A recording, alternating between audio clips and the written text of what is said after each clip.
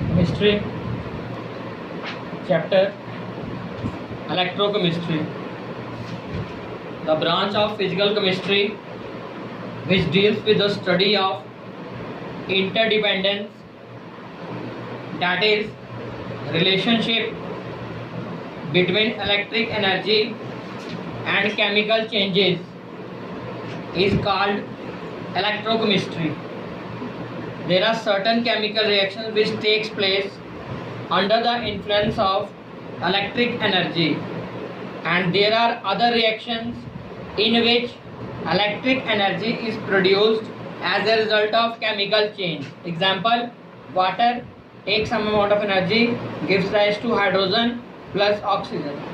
In Daniell cell, zinc reacts with copper sulfate, gives rise to zinc sulfate plus copper plus electricity. देखिए बच्चे, chapter का नाम क्या है? इलेक्ट्रोकेमिस्ट्री। इलेक्ट्रो का वर्डली मीनिंग क्या होता है? Electric energy. इलेक्ट्रो का वर्डली मीनिंग क्या होता है? Electric energy. केमिस्ट्री का वर्डली मीनिंग क्या होता है? Chemical energy. केमिस्ट्री का वर्डली मीनिंग क्या है?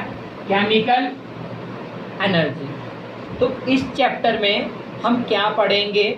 Interdependence, that is relationship between electric energy and chemical energy. कुछ रिएक्शंस हैं जहाँ पे हम इलेक्ट्रिक एनर्जी को प्रोवाइड कर रहे हैं और वहाँ पे क्या हो रहा है? केमिकल चेंजेस हो रहे हैं। और कुछ रिएक्शंस हैं जहाँ पे हम केमिकल एनर्जी प्रोवाइड करेंगे, केमिकल रिएक्शंस करवाएंगे और इलेक्ट्रिसिटी प्रोड्यूस होगी। जैसे आपको पढ़ाया था, दो टाइप के सेल होते हैं, एक होता है इलेक्ट्रोलिटिक, एक होता है इलेक्ट्रोकेमिकल। इलेक्ट्रोलिटिक में हम क्या इनपुट करते हैं? इलेक्ट्रोलिटिक सेल में हम इनपुट क्या करते हैं? Electric energy. और होता क्या आउटपुट में? Chemical energy. But electrochemical galvanic cell में क्या होता है? केमिकल रिएक्शंस, और उन केमिकल रिएक्शन से क्या प्रोड्यूस होता है? इलेक्ट्रिसिटी। तो there is a relationship between electric energy and chemical energy. बच्चे, इन्वर्टर की बैटरी है, जब लाइट होती है तो हम उसको इनपुट क्या देते हैं? Electric energy. Electric energy store हो जाती है ना उसकी फॉर्म में, केमिकल एनर्जी की फॉर्म में। तो हमने इनपुट में क्या दिया? Electric energy. आउटपुट में क्या मिला? Chemical energy. जब लाइट बंद हो जाती है तो इन्वर्टर की बैटरी में क्या होती हैं? Chemical reactions. उन केमिकल रिएक्शन से क्या प्रोड्यूस होता है? Electric energy. उन केमिकल रिएक्शन से प्रोड्यूस क्या होगा? Electrical energy. तो कभी इलेक्ट्रिक से केमिकल, कभी केमिकल से electric. This is a great interdependence relationship between electric energy and chemical energy. तो वही आप स्टडी करने जा रहे हैं इस चैप्टर में। कोई डाउट? पूछना कुछ? Next,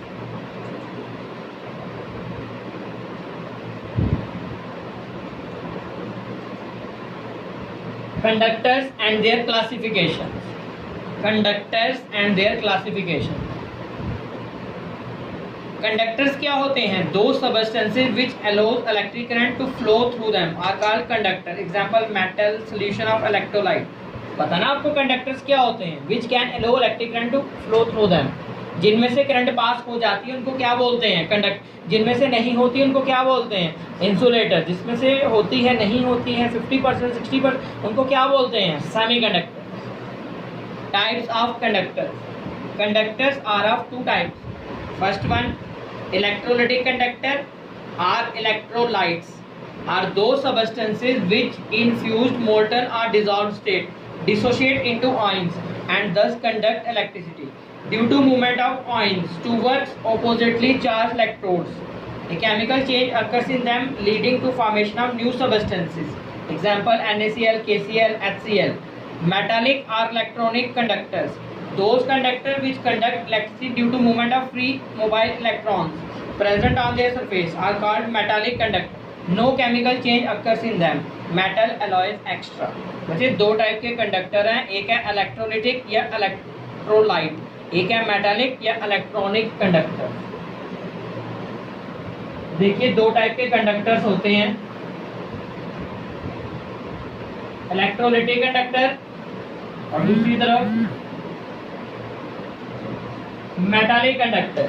first one is electrolytic conductor, second one is metallic conductor. Electrolytic मतलब इलेक्ट्रोलाइट। इलेक्ट्रोलिटिक कंडक्टर का मतलब क्या हो गया?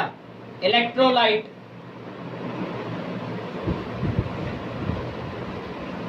सिंपल हम एक कंटेनर ले रहे हैं, एक बीकर ले रहे हैं, इस बीकर में क्या फिल किया हुआ है? इलेक्ट्रोलाइट। इस बीकर में क्या फिल किया हुआ है? इलेक्ट्रोलाइट।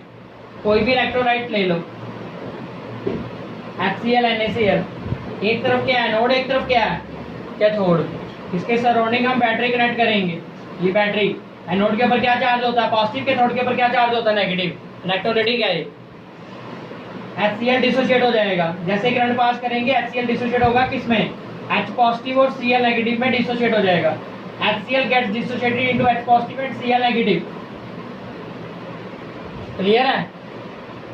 एनोड में क्या होता है? ऑक्सीडेशन। एनोड की तरफ कौन जाएगा? एनाइंस। बच्चे कैटाइन है, ये एनाइन है। एनोड की तरफ कौन मूव करेगा? एनाइन। Cl कहाँ पे मूव करेगा? इधर। एनोड पे क्या करेगा? ऑक्सीडेशन। एक इलेक्ट्रॉन को लूज करेगा, किसमें कन्वर्ट हो जाएगा? Cl। Cl आपस में रिएक्ट करेंगे तो क्या मिलेगा? Chlorine gas. कैथोड की बात करिए, कैथोड में कौन जाएगा? कैटाइन। कैथोड की तरफ कौन जाएगा? कैटाइन। कैटाइन क्या है यहाँ पे? H positive. एक इलेक्ट्रॉन को गेन करेगा, रिडक्शन, हाइड्रोजन। हाइड्रोजन आपस में रिएक्ट करेंगे तो क्या मिलेगा? Hydrogen gas. तो H पॉजिटिव कहाँ पे जा रहा है? इधर। Cl नेगेटिव कहाँ पे जा रहा है? इधर। तो इन सबसे क्या कॉन्स्टिट्यूट होगा? करंट। ये करंट किस वजह से बन रही है? Due to flow of ions. ये करंट किस वजह से बन रही है? Due to flow of ions. Due to flow of ions की वजह से। क्लियर है? Due to flow of ions की वजह से करंट बन रही है। ठीक है। तो इस टाइप के कंडक्टर्स को क्या नाम दिया जाएगा? इलेक्ट्रोलाइट्स या इलेक्ट्रोलाइटिक कंडक्टर। और यहाँ पे करंट किस वजह से है? Due to the movement of ions. Due to the movement of ions. यहाँ तक पूछना कुछ? कोई doubt? Effect of temperature on conduction. Effect of temperature on conduction. बच्चे इस केस में करंट किस वजह से है? फ्लो ऑफ आयंस की वजह से। आप जितना ज्यादा टेम्परेचर इंक्रीज करोगे, यहाँ पे जितना ज्यादा टेम्परेचर इंक्रीज करोगे उतनी ज्यादा डिसोसिएशन होगी। इलेक्ट्रोलाइट का मतलब क्या होता है? Which get dissociated. अगर आप यहाँ पे टेम्परेचर को इंक्रीज करोगे, आयंस की काइनेटिक एनर्जी इंक्रीज होगी। जब आयंस की काइनेटिक एनर्जी इंक्रीज होगी तो आयंस मोर विगरसली मूव करेंगे, आयंस ज्यादा मूवमेंट करेंगे। तो यहाँ पे करंट किस वजह से है? Due to flow of ions. जब आयंस की मूवमेंट ज्यादा होगी, जब आयंस की मूवमेंट ज्यादा होगी तो करंट की मूवमेंट क्या हो जाएगी? ज्यादा। बच्चे जब आयंस की मूवमेंट ज्यादा हो रही है तो करंट क्या होगी? इंक्रीज। तो जो इलेक्ट्रोलाइट कंडक्शन होती है, कंडक्शन है ना, ये मतलब टेम्परेचर को इंक्रीज करने से इलेक्ट्रोलाइटिक कंडक्शन क्या होगी? इंक्रीज। टेम्परेचर को इंक्रीज करने से इलेक्ट्रोलाइटिक कंडक्शन क्या होगी? इंक्रीज होगी ना, कोई doubt? Second, metallic conductors. Physics में आपने पढ़ा हुआ है, सिंपल हम मेटालिक कंडक्टर ले रहे हैं। मेटालिक कंडक्टर में क्या होते हैं? पॉजिटिवली चार्ज आयंस होते हैं। मेटालिक कंडक्टर में क्या होते हैं? मेटालिक कंडक्टर में क्या होते हैं? पॉजिटिवली चार्ज आयंस होते हैं। इन पॉजिटिवली चार्ज आयंस को क्या नाम देते हैं? कर्नल्स। इन पॉजिटिवली चार्ज आयंस को क्या नाम देते हैं? कर्नल्स। इनके मेटालिक सरफेस के ऊपर फ्री इलेक्ट्रॉन्स होते हैं, कुछ इलेक्ट्रॉन्स होते हैं। इनके सरफेसेस के ऊपर क्या होते हैं? इलेक्ट्रॉन्स। सब रैंडमली मूव कर रहे हैं, कोई करंट नहीं है अभी फिलहाल। जैसे हम इस कंडक्टर के सराउंडिंग बैटरी कनेक्ट कर देंगे, जैसे ही हम इस कंडक्टर के सराउंडिंग बैटरी कनेक्ट करेंगे, इस तरफ क्या है? नेगेटिव एंड इस तरफ क्या है? एक तरफ नेगेटिव, एक तरफ पॉजिटिव। तो सारे के सारे इलेक्ट्रॉन मूव करने लगेंगे from negative and towards the positive and. तो करंट बनेगी ना, यहाँ पे करंट कॉन्स्टिट्यूट होगी ना यहाँ पे, जब पर्टिकुलर डायरेक्शन में जाएंगे। पढ़ा फिजिक्स में। तो इस टाइप की करंट को, इस टाइप के कंडक्टर को क्या नाम देते हैं? Metallic conductor. और इस टाइप की कंडक्शन को क्या नाम देंगे? Metallic conduction. और मेटालिक कंडक्शन किस वजह से हो रही है? Due to the flow of free electrons present on their surface. बच्चे मेटालिक कंडक्शन के लिए रिस्पॉन्सिबल कौन है? मेटालिक कंडक्शन के लिए रिस्पॉन्सिबल कौन है? इलेक्ट्रॉन्स है ना responsible. Due to the flow of electrons present on their free surface, metallic conduction. कोई डाउट? अगर इस केस में आप टेम्परेचर इंक्रीज करते हो, फिजिक्स में आपने अच्छे से पढ़ा variation of resistance with temperature topic. यहाँ पे अगर आप टेम्परेचर को इंक्रीज करोगे तो colonel's move more vigorously up and down. यहाँ पे जो कर्नल्स हैं वो मोर मूव करेंगे up and down, more vigorously. More विग्रेसली move करेंगे अप एंड डाउन। जब ये ज्यादा मूवमेंट करेंगे तो ज्यादा कोलिजन होंगे। तो कर्नल और इलेक्ट्रॉन के कोलिजन को क्या बोलते हैं? रेजिस्टेंस। तो टेम्परेचर को इंक्रीज करने से रेजिस्टेंस क्या होता है? इंक्रीज। तो करंट क्या होगी? डिक्रीज। समझ आ गया बच्चे? यहाँ पे जो करंट थी वो फ्लो ऑफ ऑयंस थी, तो टेम्परेचर को इंक्रीज करने से फ्लो ऑफ ऑयंस ज्यादा हो गए ना, तो करंट ज्यादा होगी। बट उस केस में ऑयंस की मूवमेंट, वहां पे जो करंट है वो किस वजह से है? Due to flow of electrons. Due to flow of electrons. इस केस में अगर आप टेम्परेचर को इंक्रीज करते हो तो ऑयंस की मूवमेंट इंक्रीज होगी, लेकिन ऑयंस क्या सपोर्ट कर रहे हैं? रेजिस्टेंस को सपोर्ट कर रहे हैं ना यहाँ पे ऑयंस। तो जब कर्नल ज्यादा मूव करेंगे अप एंड डाउन तो वो इलेक्ट्रॉन्स को क्या करेंगे? इंटरप्ट करेंगे, रुकावट करेंगे, इंटरप्शन करेंगे ना वो। जब यहाँ पे इंटरप्शन होगी तो रेजिस्टेंस क्या हो जाएगा? टेम्परेचर को इंक्रीज करने से kernel move more vigorously up and down. Collisions क्या होंगे? ज्यादा। रेजिस्टेंस क्या होगा? ज्यादा। तो करंट क्या हो जाएगी? डिक्रीज। करंट क्या हो जाएगी? तो इलेक्ट्रोलिटिक कंडक्शन जो होती है टेम्परेचर के साथ क्या हो जाती है? डिक्रीज। कुछ ना कुछ? कोई doubt? Clear? Next, classification of electrolytes. देखिए यहाँ पे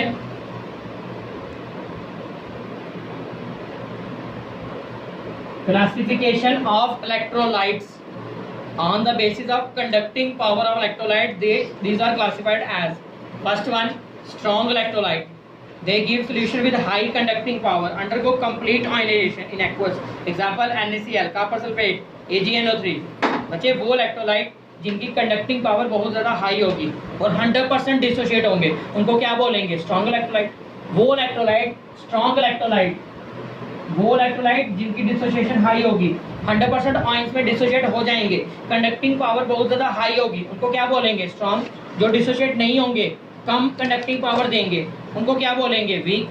जो पूरी तरह से डिसोशिएट नहीं हो पाएंगे, कंडक्टिंग पावर जिनकी कम होगी, उनको क्या बोलेंगे?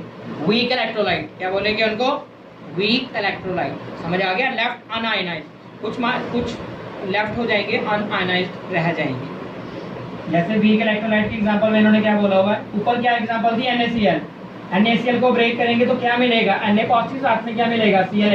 ये कितना मिला? 50%। ये कितना मिला? 50%। पूरी तरह से डिसोसिएशन होगी ना, तो कंडक्टिंग पावर क्या होगी? हाई, क्योंकि डिसोसिएशन पूरी तरह से हुई है। वीक इलेक्ट्रोलाइट में क्या आता है? CH3COH, एस्टिक एसिड है ना ये। इसको ब्रेक करोगे एस्टिक एसिड को तो क्या मिलेगा? CH3CO नेगेटिव, साथ में क्या मिलेगा? सपोज करो ये कितना है? 30%। ये कितना है? 30%। 30 कितना हुआ? 60 हुआ ना। तो बाकी 40 कहाँ गया? 40% रिमेन एज एन इलेक्ट्रोलाइट, वो डिसोशिएट ही नहीं हो पाया। ये समझ आ गई वीक इलेक्ट्रोलाइट की एग्जांपल? कोई doubt? Electrolyte are classified as, next, true electrolyte. बच्चे ट्रू इलेक्ट्रोलाइट्स क्या होते हैं? Are those which consist of ions in purest liquid form. वो इलेक्ट्रोलाइट जो कंसिस्ट करेंगे ions in purest liquid form, molten form, thus conduct electricity. वो electrolyte जो अपनी 100% प्योरेस्ट स्टेट में भी कंडक्ट करेंगे, उनको क्या बोलते हैं? True electrolyte. नेक्स्ट आ जाता है पोटेंशियल। पोटेंशियल पता ना क्या होता है? पावर।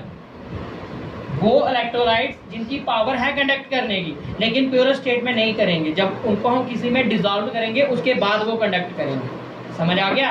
इनके पास पोटेंशियल है कंडक्ट करने का, लेकिन अपनी प्योरेस्ट फॉर्म में नहीं कर पा रहे हैं, जब डिसॉल्व स्टेट में जाएंगे तब करेंगे। तो पढ़िए, are those electrolytes which do not conduct electricity in molten form but dissociate into ions in dissolved form and thus conduct electricity. Aqueous solution of acetic acid, HCl, H2SO4. Non-electrolytes. Non-electrolytes क्या होंगे? दो substance which in solution form do not conduct electricity. जो conduct ही नहीं करेंगे उनको क्या बोलेंगे? Non-electrolytes. Non-conductor मतलब insulators. Non-conductor मतलब insulator, जो कंडक्ट नहीं करेंगे। Are those substances which do not allow electric current to flow through them. Metallic conduction, electrolytic conduction, बता दिया ना आपको बच्चे। इलेक्ट्रोलिटिक कंडक्टर में जो कंडक्शन होगी उसको क्या नाम देंगे? Electrolytic conduction. मेटालिक कंडक्टर्स में जो कंडक्शन होगी उसको क्या नाम देंगे?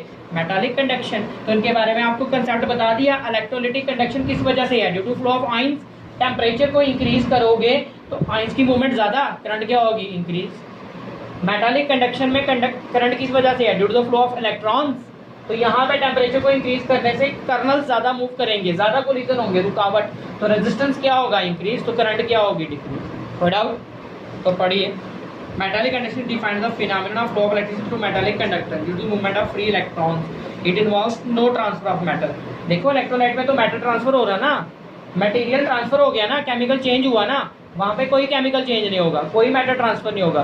करंट के साथ वायर थोड़ी मूव करेगी, वायर जैसी है वैसी रहेगी, no change in wire. But यहाँ तो डिसोसिएशन हो गया ना, HCl से क्या मिल गया हमें, hydrogen gas, chlorine gas, product change हो गए ना, वहाँ पे कोई केमिकल चेंज होता है वायर में, वायर जैसी है वैसी ही रहेगी।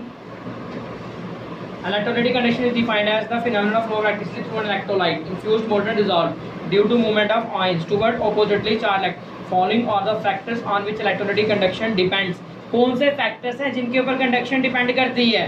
First one nature. बच्चे नेचर ऑफ इलेक्ट्रोलाइट के ऊपर डिपेंड करेगी ना ये। अगर स्ट्रॉन्ग इलेक्ट्रोलाइट होगा तो वहाँ पे डिसोसिएशन ज़्यादा होगी, अगर स्ट्रॉन्ग इलेक्ट्रोलाइट होगा तो वहाँ पे डिसोसिएशन ज़्यादा होगी, तो कंडक्टिंग पावर क्या होगी, हाई। अगर वीक इलेक्ट्रोलाइट होगा तो डिसोसिएशन कम होगी, तो कंडक्टिंग पावर क्या होगी, लो। तो नेचर पे डिपेंड कर रहा है ना ये। Strong electrolyte ionize completely in solution has conduct electricity to greater extent than weak. Nature of solvent, इसमें कौन सा सॉल्वेंट भरा हुआ है उस पर डिपेंड करेगा ये। More polar is the solvent, greater is the extent of ionization, hence greater is the conduction. H2SO4 acts as an electrolyte in water, non-electrolyte in benzene. Its ions do not move freely in benzene. उन्होंने कहा अगर solvent समझ गए जिसमें electrolyte को dissolve किया है, अगर सॉल्वेंट पोलर होगा तो आयनाइजेशन ज़्यादा होगी, कंडक्शन ज़्यादा होगी। जैसे H2SO4 को हम वाटर में रखेंगे तो वो ज़्यादा कंडक्ट करेगा, बट बेंजीन में रखेंगे तो वो कंडक्ट नहीं कर पाएगा।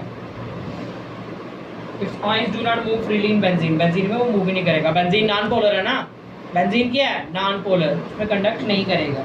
कंसंट्रेशन ऑफ सॉल्यूशन, सॉल्यूशन की कंसंट्रेशन के ऊपर डिपेंड करता है। बच्चे अगर कंसंट्रेशन हाई होगी तो नंबर ऑफ आयंस ज़्यादा होंगे ना, एसिड की क्वांटिटी ज़्यादा होगी तो कंडक्शन ज़्यादा होगी। Higher the concentration less is the conduction, reverse बोल दिया मैंने, higher the concentration less is the conduction because in strong electrolyte the interionic interactions are higher at higher concentration. On dilution, more ions are produced in solution because interioning forces are weakened, so the conduction also increase on dilution।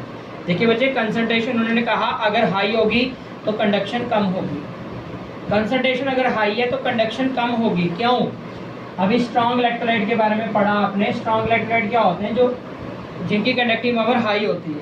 लेकिन जब आप concentration ज़्यादा ले रहे हैं, ये आ गया solvent, ये आ गया सॉल्वेंट, अब इसमें आप इलेक्ट्रोलाइट डिसॉल्व कर रहे हैं, बट इलेक्ट्रोलाइट की कंसंट्रेशन बहुत ज़्यादा हाई है। ये क्रॉस क्या रिप्रेजेंट कर रहा है, इलेक्ट्रोलाइट, बट इलेक्ट्रोलाइट की कंसंट्रेशन बहुत ज़्यादा हाई है। बच्चे जब कंसंट्रेशन बहुत ज़्यादा हाई है तो इन आयंस के बीच में फोर्स अट्रैक्शन क्या होगी, स्ट्रॉन्ग।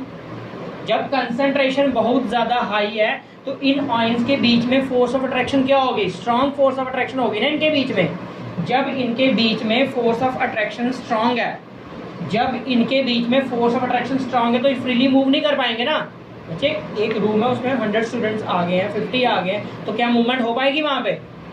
यहाँ पे कंसंट्रेशन ज़्यादा हो गई है, आयन ज़्यादा हो गए हैं, इनके बीच में इंटरमॉलिक्यूलर फोर्स अट्रैक्शन स्ट्रांग हो गया, क्या ये मूवमेंट कर पाएंगे? जब तक मूवमेंट नहीं करेंगे तो क्या करंट बनेगी? तो इसमें करंट क्या होगी, कम। अगर हायर कंसंट्रेशन है तो करंट कम होगी।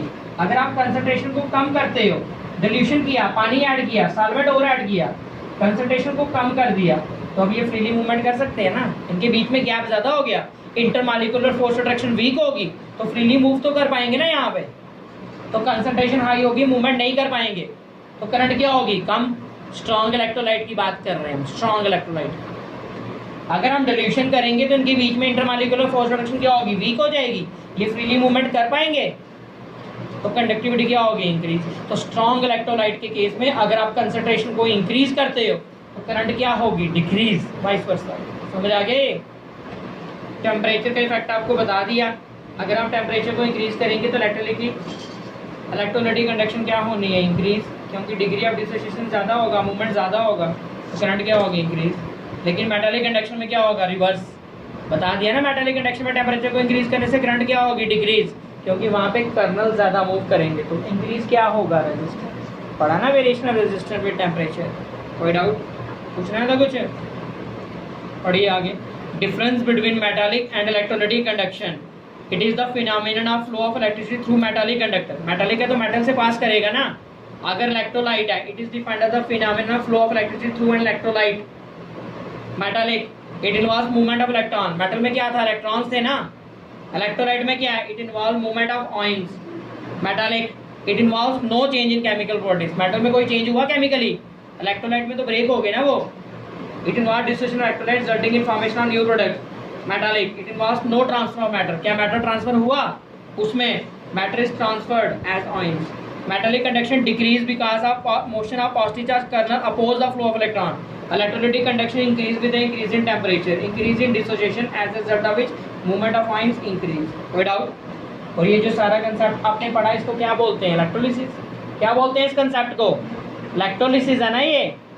Electrolysis and experimental demonstration of electrolysis.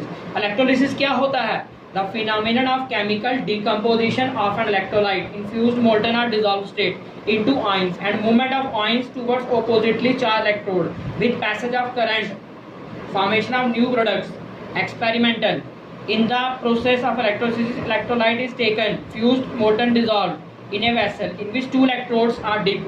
दिख रहे हैं दो electrodes, एनोड और कैथोड। जैसे करंट को पास करेंगे इलेक्ट्रोलाइट डिसोशिएट हो जाएगा और मूवमेंट होगी, एक तरफ हाइड्रोजन एक तरफ chlorine. During electrolysis hydrogen is liberated at cathode and anode. Without applications of electrolyte